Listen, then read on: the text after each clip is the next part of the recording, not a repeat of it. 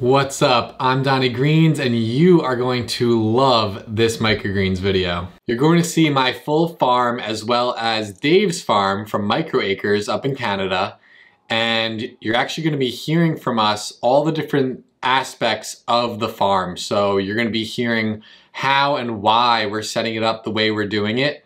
And not only this, you're actually going to hear the things that we're seeing other microgreens farmers doing in the industry that we think is totally unnecessary. So this is not a video to miss. You're going to be seeing me and Dave side by side on this video talking about our microgreens farms while we walk around and actually show you. For the best microgreens business content on the internet, be sure to subscribe to my YouTube channel and ring the bell. That way you get notified when I come out with new videos on Tuesdays. Me and Dave are both professional microgreens farmers with very successful microgreens businesses, and we love helping others in the industry as much as possible. We realized that we could help the microgreens community in a big way by collaborating on a cohesive project together, which we actually created earlier this year, and it's called the Microgreens Mentors. We launched the program in January of 2021 this year, and it's been going great. We have just about 400 members in this program now, and the feedback has been tremendous.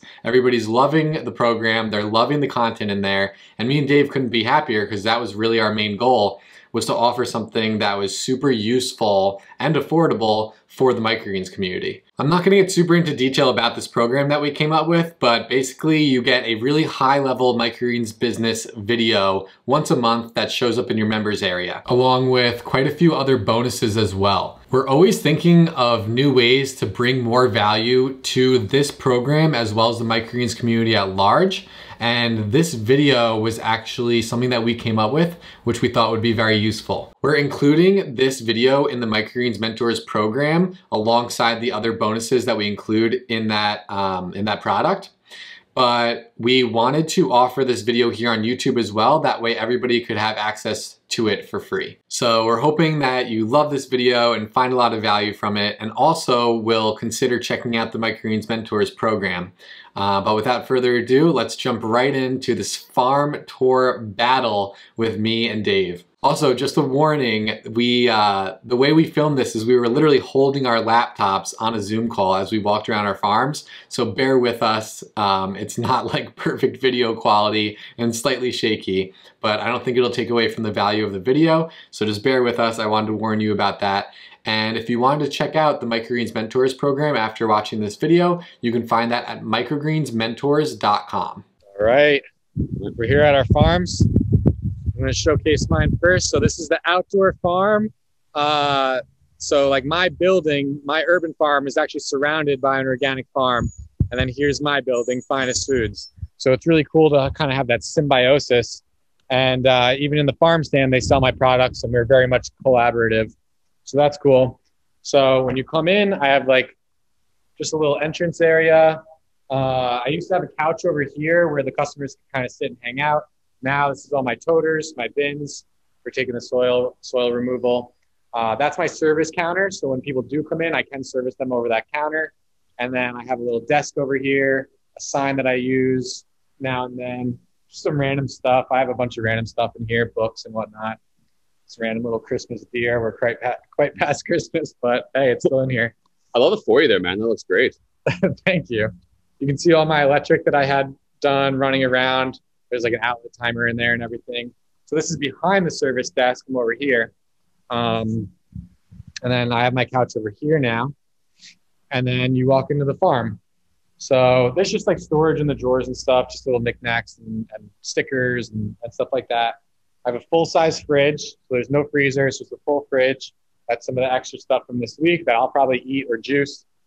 And then the main part of the farm. So the harvesting tables are over here. You have a bunch of stuff up top for harvesting. So you have all your containers, your gloves, your scales, stuff like that you need on hand. The sticker station is right over here. And we're going to get more into details on why we lay this stuff out. But sticker station over here. Just more storage underneath for like the boxes and the packaging. I got a fan that moves the air through the whole room, which is more than enough. And then of course you have the crops. So these crops go down. You can see that they plug into those power strips up there that I had done. Right.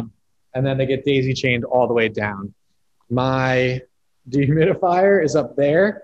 I know the camera's going to be a little crazy because me and Dave are both using laptops right now. I'm just kind of doing it like that, so bear with us here. But this is actually a coffee grinder. I let somebody use my farm because it's technically a processing facility. So I let him use my farm like once a month to come grind up some coffee beans and bag those up.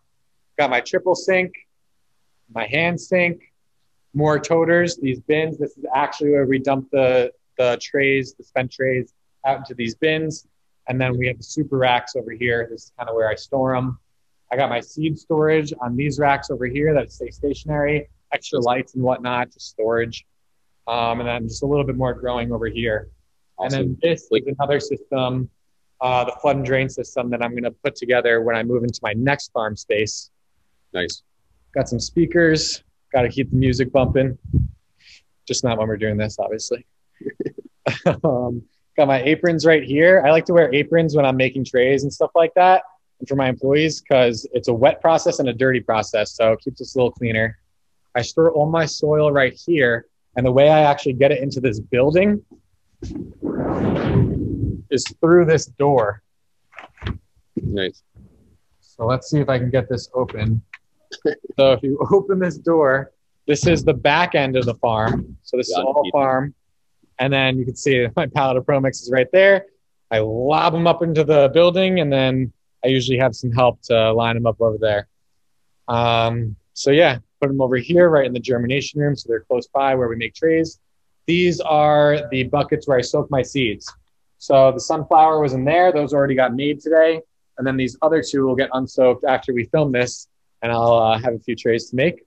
This is where I wash the buckets and the bags and everything. And then this is the rest of the seed storage. So they go from those big bags in the other room into these, well, actually, and down here, I have these bags.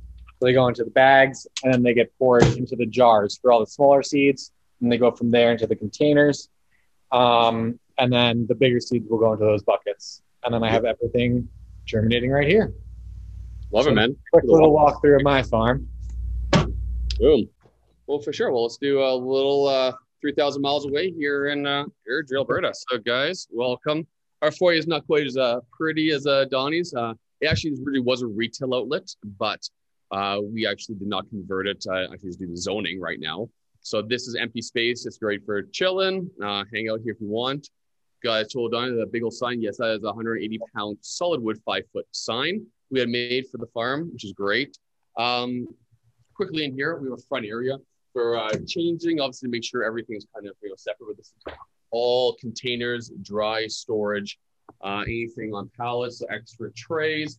Again, I've always talked with this guys in videos here. We have a minimum containers probably a month, and that's a month supply. We go through about 5,000 containers a month.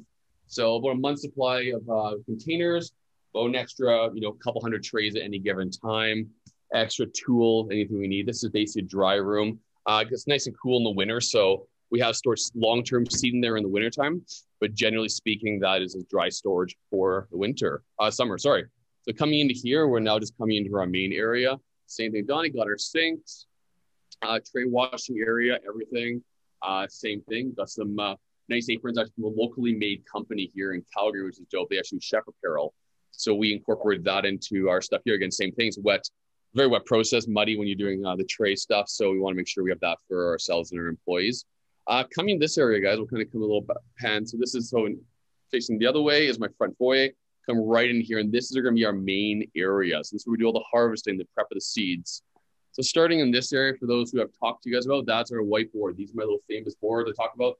Everything's prepped. This is utilized multiple times a week for seed planting. We recently had all our restaurants come back on and reopen here next week. So we just gained an extra couple hundred trays. So we are doing another seed plant, which we wouldn't usually do.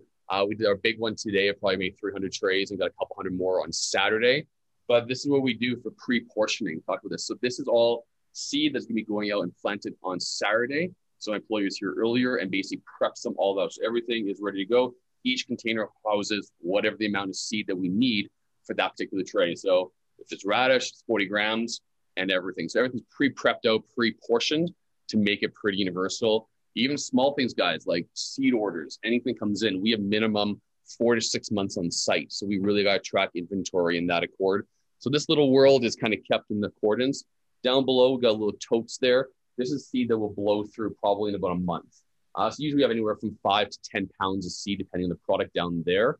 So this can be flashed, bring it out. We do all pre-portioning. Everything I've talked about, guys, is like a bartending mentality.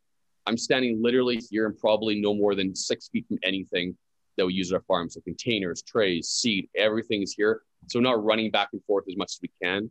We always want to make the most use of our area. Excess seeds over here. So an extra 500 pounds of peas. We got our sunflowers down there, radishes. Again, for inventory, I can literally look down there, see the small ones, look back here, see the big ones. Boom, I know my inventory. I'm good to go. Everything's as close as we can. Down below here, guys, we got all, a bunch of bags for the retail customers. We got totes for transporting commercial clients, mixing bins. Everything's right there. Over here, we got, I'm a wine guy, guys, so I got my crates. This is where I have all my containers for portioning out for obviously customers, retail, wholesale. So literally I can just reach back, harvest. I have everything there at arm's reach for us there. And then we're coming in still in the same area because we're actually under a big mezzanine here, which is great because it gets us an extra 800 square feet on top of the 2,500 we have. But this is our germ area. As kind of Donny showed, same thing. It is literally in our lighting area. It is like my farm's right there, the germ's right there. We don't have a separate area. You don't need it. So we'll talk about this a little bit later. Keep it simple. A couple rolling racks there, stability racks. Done. Everything gets ready to go. And then we got the farm. So this is where we kind of come into. We talked about everything. One more thing here. We'll talk about this at the end. But little containers, we'll talk about what these are going to be used for. This is for all my excess seed mats. So when we harvest, what do we do with these? I'll show you the end result because they haven't been picked up yet. But this is our farm, guys. Everything is galley style. Just like Donny said, we have our lighting system here. If I can try to get a good picture of it. Run the 2 lights, basically everything's daisy chained. So 8 lights off of 1 plug. So for this shelving unit, can house up to 80 trays and will basically run off of 5 power plugs, which is great. So minimize electrical aspect. Everything's galley style. It's running all the way down here. And then we get the end, we get into our seed planting station. So normally this would be empty, but again, we're doing a big plant on Saturday. So we prep out, again, just one more thing to prep out. So we do about 52 trays at a time. So we have 4 6-foot tables back here. Everything's ready to go. All the extra trays are back here. The recycle goes out. And then over here at the end, we have all the soil area. So it's great. We're actually coming down the end here. So we usually get 2 skids at a time, around 30 bales, about 1,000 pounds of soil, or 3,000 pounds of soil around. And we actually take them from there and we put them into these little bins. So inside here is basically 1 bale's worth. So around 60 trays worth we can get into these. And it actually runs on a little furniture dolly. So not lugging a bag around like we used to do, which is great. So they kind of go in there. And then obviously we have a back bay door. So we'll go see what that looks like here now. But if you get a little peek underneath there, scooch down here, see those little bins, guys? Those bins, there's about 20 of them out there. They actually get all their mats after we harvest, and they go out to a big local farm that uses it for feed for chicken and for fertilizing the fields. Because we put about 1,200 pounds of this a week of the excess. So you got to get rid of that. It's hard to compost that much. So they go out there, and that's kind of it, guys. So pretty straightforward. All the way at the end of the foyer, everything's very, very just streamlined, very clean. We're running all the way to the back of the bay. So we're a very elongated bay. Probably about 150 feet is our bay, 30-foot ceilings. And if you look up, see if I can get that, a little white box up there, that's our big HRV system. So we had that installed with a 10-inch ducting system and a massive heater right there as well, which actually is brand new because 5 days after we moved in the middle of winter, the temperature dropped to a balmy 15 here, and a heater was broken. So coils were all cracked. So that was super. And found it was actually leaking carbon monoxide. So yay, that was our first 10 days in the building. So talk about temperature, guys. Germ took 7 days that week, even with a 2-day drop in temp. Went from 4 to 7. So that was a fun week, but we got through it. So guys, that's our farm. So turn it back to Donny here, and he'll explain what we're gonna get into next. Before we jump into the next part of this video, feel free to leave a comment below with any questions you have about our farms or about the Microgreens Mentors program. We're super pumped to help out and answer any questions that you may have. Yeah, so I think I think what we should do to just best portray as much value as possible is kind of just like start at the beginning of both of our farms. Yeah. And we'll kind of just talk about like why we did the things that we did. Why? It's exactly right. Why do we do what we do? Yeah, and it's cool that you mentioned something before about something changed over time. You mentioned that you used to carry the big bales around the farm, and now you have that dolly. And I just want to point out here that one, like these farms, this isn't like an overnight thing. This is something that me and Dave have been building over years. So don't expect to have a huge farm like this right off the bat. Sure, but everything's scalable. And we learn as we grow, guys. You know, Donny and I learn, but the general principles have always been there. Be organized, be streamlined. You don't know what you don't know, but always look towards the future. And my question I always say, and I always ask myself, is what I'm doing now going to work in double size? To the best of my knowledge, it is not changing now. I see guys now, you know, still cutting with scissors at 50 trays, and the one why it takes 9 hours to harvest. Guys, I do 50 trays in less than half hour. Like, it has to be fast. It's not about competition, it's about being efficient. You never want to sacrifice quality, and neither Donny or I ever do. You just got to be better and just create a better skill set. Every day, push yourself further to become a better farmer. Exactly. It will be simple. Yep. And even though these farms might be a little bit bigger than yours or a little different, you can still implement a lot of the things that we're going to teach you and show you right now in a smaller farm aspect. Absolutely. So I have this little entrance area because I wanted different like phases of cleanliness. So if customers are coming in, I don't want them near my crops. If they're considered dirty, my dirty customers. So they'll be in this area away from the super sanitary stuff. And then it moves into the employee area where we have our little couch. And then it moves into the most sanitary aspect, which is the farm. And that's why I have the service counter here. It separates the two areas and allows you to be behind it. It's still service over the counter. Now, if you're not doing any retail out of your farm directly or not having anybody in your farm in the first place, this whole area might not even be necessary at all. So it's really up to you and your farm and your business model. But I like to have a little entrance area for people who want to come in and check it out. Yeah, here's the reality, right, guys? We don't have, we're a closed farm, especially nowadays. Just to, you know, something happens to one of us, our farm goes under, literally, because there's no one here but me, right? So we got to maximize that. So again, you know, I have a little couch area, a little thing. So we make it nice, it's clean, it's always swept, but it is empty, right? But I just had a chef come in here just before this for a huge project we were looking at. You know, welcome it here. It's, you know, I might get pictures up here one day, but for now, again, I don't need to. So we've been basically a closed farm for the last year and a half. We had no meetings here pretty much. So moving forward might do something, but again, at the end of the day, we're not also zoned for retail, so we can't sell out of here legally, so we don't. But other than that, it's completely separated. Like literally, it's a door there, but it's raw. And you can spend all your money, you know, rebuilding a retail front, but you don't have to. I still have raw staircases, right? Just depends on what you want to do. Keep it simple. You know, hand washing, all the stations here are pretty easy. Big basin, do all the washing indoors with trays. And Donny, do you do that as well at your tray station? I actually don't wash my trays in the sink or anything. What I do is I tap all the stuff out, make sure like all the dirt comes out. We get any roots that get stuck, we'll wipe that down with a paper towel to get them off. And then I just sanitize right from there. So it's not a super in-depth process. Okay, perfect. Okay, so coming in past your foyer, you got your retail. I got my retail there. What's the next area that you're kind of coming into mainly when you walk through your farm? So once you move through these areas, one thing that I always keep in mind when I'm building my farms and building my spaces is the ins and the outs. So like, where's stuff coming in? Where is it leaving? So like, obviously I showed that door earlier in this video where my soil comes in, and I need that. It comes in that door because it's close to the germination room where I need that soil. Absolutely. So then the harvesting and the fridge, that should be close to the door, right? Where the product's going to leave. So we pack it up, and sometimes I'm even handing stuff over this counter and then packing the coolers that way with my worker. So it goes from the clean spot out of the fridge onto here and then out the door, and the door is right there. So it's nice and close, nice and efficient. I try to do that. And then again, you can see that with like my labels.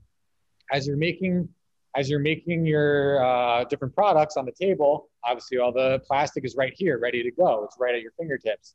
Same thing with the stickers. You want the stickers right there, ready to go. These little sticker dispensers kind of help speed things up a little bit. And then those are at the end of the table, right next to my fridge, because that's the last step of that process before they go into the fridge. So it all flows. Yeah, and that's the flow, right? Like we come in that door, we'll leave out that door, right, or whatever it is. But basically, we have all our shoes, we change clothes, whatever in one area. Again, if you guys are running high regulation stuff, you can HACCP in that. You need to have a flow system that is so critical. But also just for, I call the bartend mentality, everything elbows reach, make it as clean as you can. So just like Donny, so we have our big, we have 12 feet of tables here. Now Donny's against the wall. That's great. I don't have that ability really here to do that. So I just have a big gorilla rack behind me. Same thing. I just grab stuff, put it out in front of me. Anything I need is below. I got my seat over there, everything, right? So everything's right here. The biggest thing, guys, I'm standing here, I'm harvesting. There's my view. There's my whiteboards, right? I'm literally, guys, looking at my whiteboard. Okay, what do I need to harvest? Hey, I got to do 10 ruby, 10 this. Go grab my trays. And the biggest thing I do is I always have one of these little bad boys. So I go shopping. If I'm going to go do, 20 pounds of radish, I can go throw 24 trays of radish on there. So I'm not hand bombing one tray, two trays at a time. I'm literally grabbing 2 dozen trays at a time, wheel it back over here. Literally, guys, I'll have it here, grab a tray, harvest, tray, harvest. Yep. That's what it comes down to, guys, being efficient, but finding little mechanisms that work. You got to find your space, though. Keep it simple, though. Whatever works for you. Also, a little thing I have here, you can look again, this from Costco. I can actually show this. This is my, love this little fella. I actually bought it and I'm like, oh, I know what I'm going to do with it. It's the most useful thing. My little trolley carts.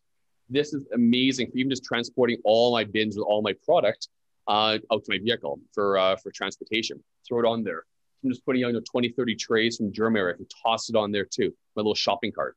Something so small, $80, but it has saved me so much time because I'm literally from my door, guys, to my vehicle where I do deliveries is almost 60 feet. If I'm doing that with only 2 trays versus 50 at a time, all this really adds up. My entire, from the end of my racks to where I'm at is probably 90 feet round trip. That's a lot of time from just doing 2 trays at a time versus 24 trays at a time. Yep. That's where efficiency and simplicity comes in. So just don't try to copy other people's farms. Maybe that's a good idea, but just keep it simple. Find mechanisms that work for you within the space that you're working in. I started, in 300 square feet, guys. We're in 3,000. We've done the same principles, just, now it's spaced out a little bit better. Yep. And that's one of the things that I realized when I was in my previous farm, even though it was so tight, it was a very small farm, we were walking to the racks and grabbing trays whenever we needed to harvest. Walk over, grab it, bring it back. Yep. You lose so many steps and you lose so much time just walking back and forth, which is why I came up with these super racks, is what I call them, is these racks on wheels where you can load them up with your crops and bring them right next to your harvesting table. Absolutely. And the other room didn't really show you, so this is our little, like a break room, but it's used to be a break room. I don't have anybody working here anymore. So that, all fridges everywhere. Coolers. Guys, never spend more than $50 on a fridge. Keep it simple, keep it cheap. I think this big tree, I've looked at those true fridges are $5,000. It holds the same as 2 fridges that cost me $50. So I think fridges are a necessity, especially if you're going to be overnighting crops. You have to. Just get a good fridge. I use 18 cubic foot fridges. They fit a lot of product in there, as Donny can attest to. A lot of product fits in there. But again, you don't need to spend a ton of money. This business is about saving cash, saving capital. Maybe but if you have a retail front, again, on this side, guys, your retail front, you don't want a ghetto fridge, right? You need a glass fridge. You need something to look really nice. You're appealing to those customers. So weigh out your situation. But again, the whole purpose of this area, guys, right behind me, all this you can see, is just a big U shape. Everything's super simple. Keep it clean, not over. Everything is intentionally thought about, but that's it. Maybe I'll just kind of stand in my germ area and go to yours. Guys, germ area, really simple. You don't need a specialized room for it. This is literally under my mezzanine. There's my crops. They're right beside each other. You don't even need a lot of trays. Guys, we have right now, I think, 250 trays here, and I'm barely, not even half, not even close, maybe a third full. We can get with 700-800 trays in this area. You don't need a lot. You just need to have, certain types of racks. So I bought 5 footers. Actually, didn't buy these. These were actually my original grow racks. It's like, this would be great. Fit more on here. Well, that didn't work very well. So we just cannibalized them and created them into germ racks, which is great because they hold a lot more weight, right? Bought a couple standing ones, super simple. And last thing, guys, 1 fan. So I have 1 fan. Talk about this. It's a big one. For right now, 300 trays for germ. This is one big, and it's probably around 10 feet away, 8 feet away from my closest crop. This is imperative. You don't want to dry out your crops, but you need a little bit of airflow. It depends on temp, humidity, climate as well. I've seen guys with, we'll talk with CPUs here and, fans, air circulation is going to be a big thing we're going to mention next. But I have 1 fan for the whole germ area, a little low eco setting, just get a little airflow in there. It doesn't dry out my crops, but it also doesn't create any mold possibilities because it allows for a little bit of airflow to come into place. Yep. And same thing here. And like you showed before, like I have a board right here in my main. Oh, there you go. Nice. Yeah. that tells me how many crops to pull for that day for harvesting. And then in my back room, which I'll show in a second, there's another board which is talking more about what trays need to come out under lights and what trays need to be made that day. Because of the location of where these boards are, it's that's what kind of just like makes sense. And then as far as airflow, it's just this big old fan. And I actually have two of them. So there's a fan on either side of these racks. They turn on at night. I have them on a timer, and it just blows air through the whole space. Keeps the air circulating, prevents mold and all that good stuff. Nice. And how many trays do you have going right now for that 2 fans? How many trays do I have growing? There's probably about probably like 150 trays out. So one 2 fans roughly for almost 150 trays. Yeah, that's it. Yeah, that's absolutely. And even if I was growing like 200 plus in here, I think I would still just have 2 fans going through the space. Yeah. And that's the same thing, guys. So there's one fan. Let's try my first one. That's my little old Hurricane. So a little 16-inch ghetto fan. You know what? The thing is dope. It has lasted me 3 years. Guess what? It services 80 trays of radish. One little fan. A fan behind me, that tower fan, guys, that's my germ fan, again, as I said. But radish is one of the most notorious crops for moisture. It needs dedicated fans. But again, you got to be careful because I have these guys up here. Now, I don't have anything up here quite yet, but they'll be coming this week right now. But these dry out. So I have fans. So this fan dries out a little bit more than the bottom one. So I choose radish, like red radish for me has a lot less moisture problems than my daikons, my rubies. So they go higher up. So you might have to, change the position. But again, same principle applies. One fan for 80 trays. Now, the other 400 trays, guys, guess what? See along the end there? See, there's a one right there. Those are 20-inch. I'm off right now because we're talking. Those are 20-inch little, basically drum fans. I have one for every 150. So there's the fan. Oh, I'll try to get a good picture. Whoop, let's go the other way.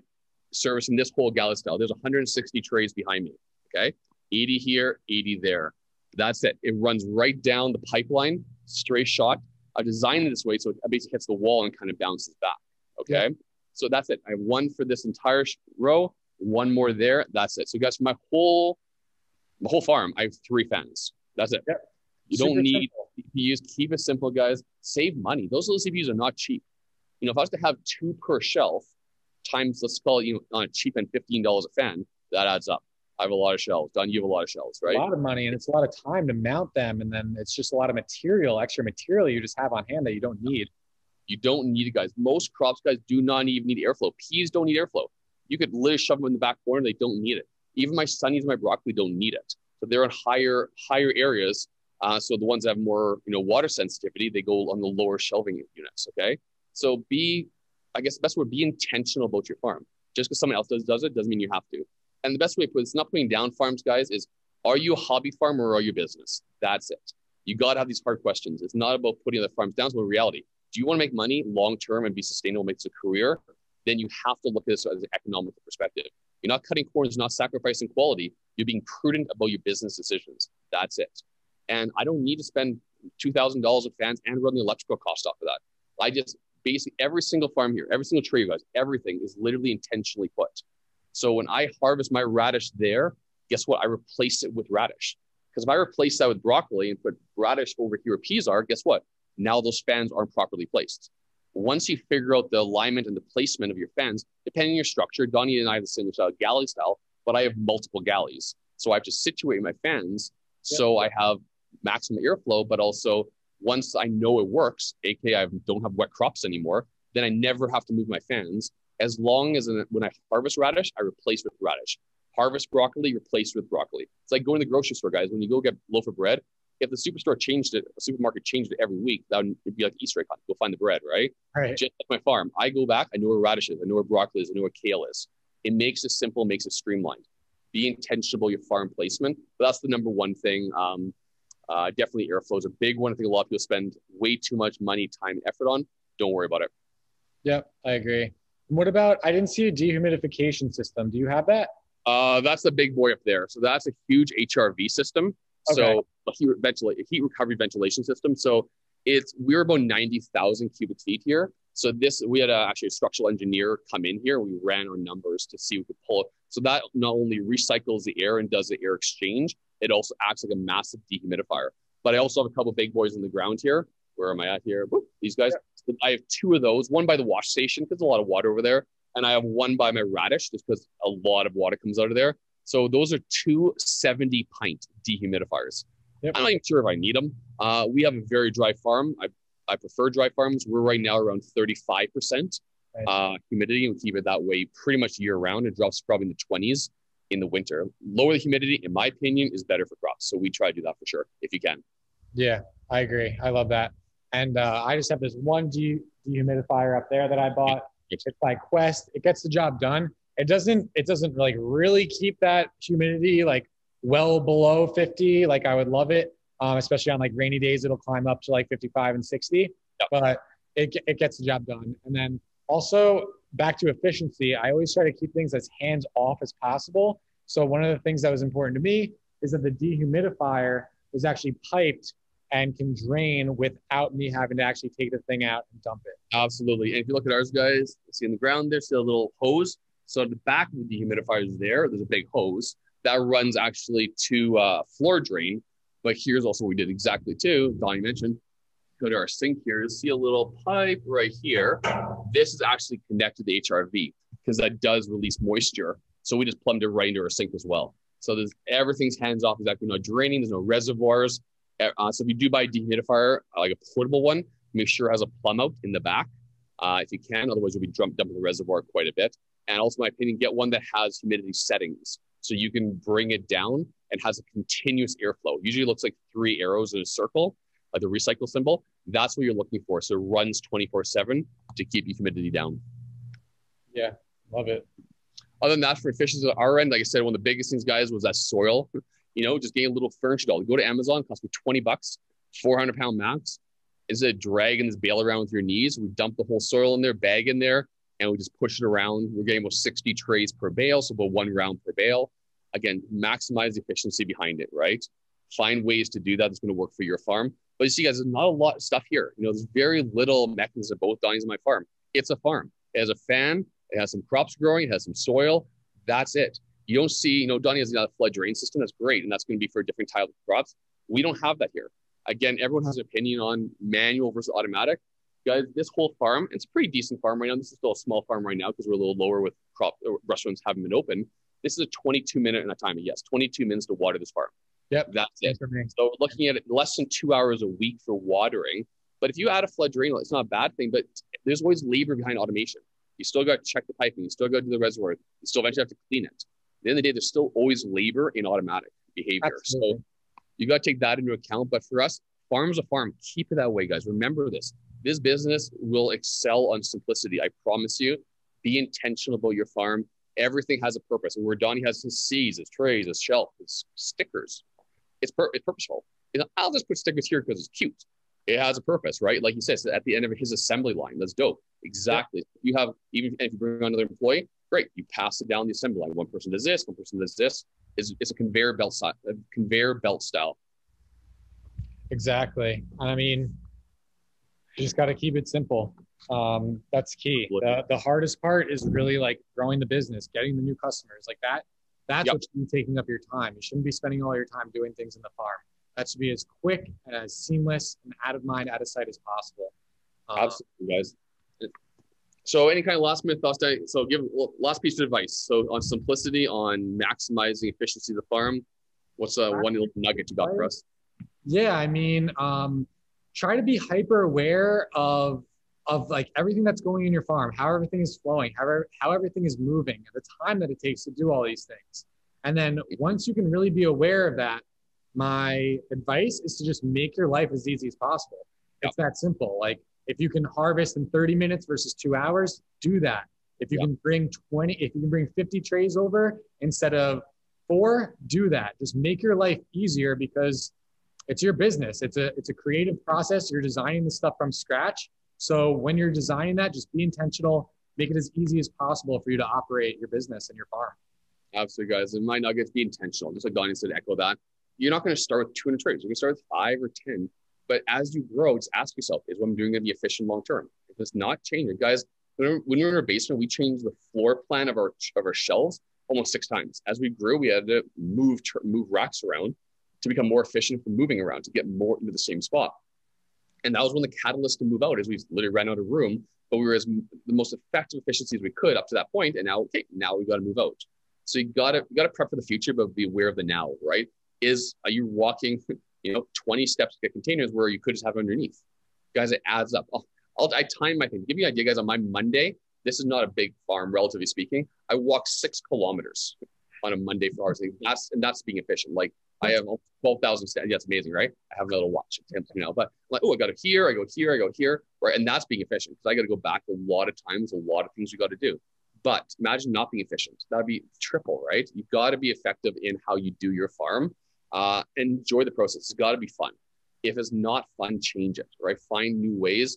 Donny mentioned being efficient about timing. One of my tools, put a stopwatch in front of you. Sounds silly, but time yourself. And it's like, wow, I'm taking 22 minutes to do a tray. Now you do it again. I took 5 minutes. I have no idea what to do for those 17, right? You mentioned this before, Donny, months ago. You can get lost in your own mind in this business. When I'm here, guys, I'm here at 1 a.m. People can go funny, you're by yourself, you start thinking about things. All of a sudden, one tray took you 5 minutes to do, right? You got to treat yourself like that employee. Be intentional about your farm. Enjoy the process. And hopefully you guys enjoyed this video today. And it was really fun. I enjoyed doing that. Yeah, this was fun. I hope everybody found this useful, and I hope they were able to pull a few tidbits of information out of here, something that will improve their farm as well. So thanks for watching, guys. Awesome, guys. So now you've seen both me and Dave's farm side by side while we went over a bunch of tips and strategies for your own farm. But this is only just one bonus video within the Microgreens Mentors program, and there's so much more in there that I think you would really benefit from. Me and Dave are both super happy with our microgreens businesses, and especially the lifestyle that comes with running a successful microgreens business. And we believe that everybody deserves the opportunity to at least take a shot at this. And this is really why me and Dave put this program together, to give you some of the best advice that we have and some of the best microgreens business information that we can possibly give you. So that's really what's entailed in this program. And if you want to learn more about the Microgreens Mentors program, just go over to microgreensmentors.com. You're going to see a little video on that page and some more text information below there. So that's going to tell you everything that's entailed in the program as well as the price. So definitely go check that out. I think you're going to love it.